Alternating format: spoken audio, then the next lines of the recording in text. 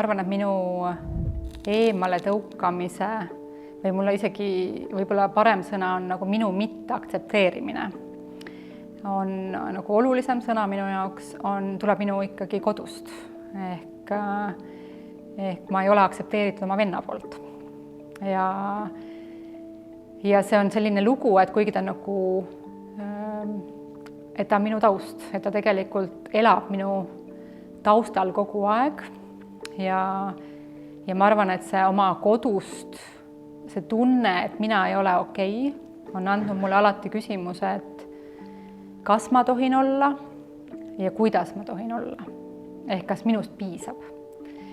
Ja ma arvan, et see on andnud sellise suure tausta minu julgemisele ja endale loale või sellisele nagu loale teha enda moodi oma asju.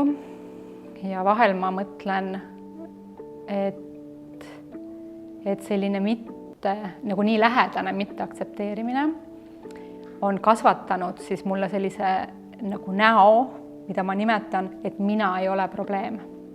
Et mina ei tohi just nagu olla probleem, ehk kui ma olen probleem, siis mind ei armastata.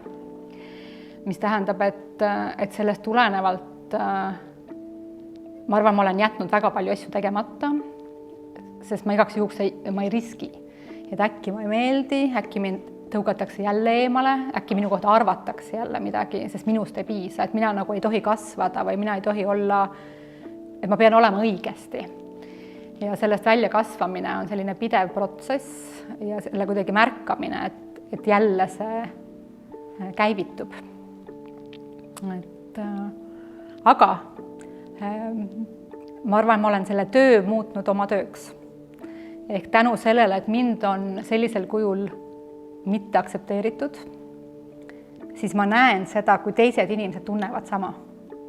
Ja ma töötangi inimestega, kes arvavad, et nemad ei ole ka piisavad. Ja kuna mina olen seda tööd või nagu seda teekonda kogenud ja käinud ja õppinud, siis ma saan aidata neid, kes tunnevad samamoodi, sest ma usun neid.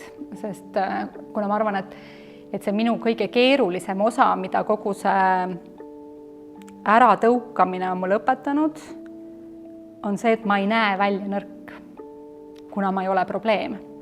Ja ma tean, et väga paljud noored on täpselt samas seisus. Ehk nad on nii õiged, et nad saavadki hakkama, sest nad oskavad peita oma valu.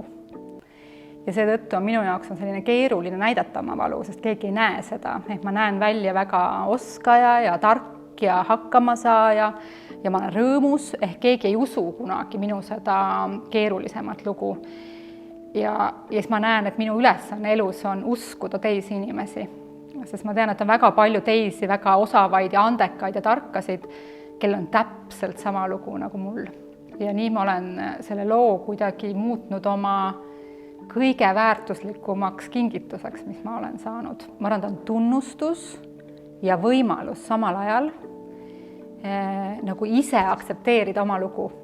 Kuna ma arvan, et see on natuke nagu kapist välja tulemine. Et ma tohingi rääkida seda lugu, et see ei ole saladus, vaid see on osa minust. Ja see, kui see lugu saab olla kellelegi toeks, sest ma tean, et kui raske tegelikult selle looga elada on. Ehk sa elad sellega iga päev ja see on võib-olla minu selline soovitus igale noorele, kuna ma tean, et on nii palju noori, kes elavad täpselt sama looga nagu mina. Et siis ma tahaksin olla nagu toeks, et pea vastu ja usu endasse, et mine lihtsalt nagu edasi. Ja seetõttu mul oli suur rõõm, kui ma saan ühelt poolt nagu ennast armastada sellega, et ma seda saan rääkida ja äkki kellelegi on sellest kasu. Ehk et sa teaksid, et sa ei ole üksi. Ja et see on nagu, ma ei ütle seda, et see on normaalne, vaid et pigem, et see on tavaline. Aga tihtipeale, kuna see tundub suure saladusena või selline lugu võib tunduda, et ma olengi nagu imelik või ma olen friik või ma nagu ei kuulu, siis on hästi lihtne ennast üksi jätta. Aga ma arvan, et ja tihtipeale isegi ei ole vaja rääkida sellest, aga tegelikult on vaja teada, et ma ei ole üksi. Ja kui ma saan olla see, kes pakub seda, et sa pole üksi, siis ma olen oma töö teinud. Ja minu lugu on sellisel juhul teeninud teisi inimesi. Ja see rõõmustab mind.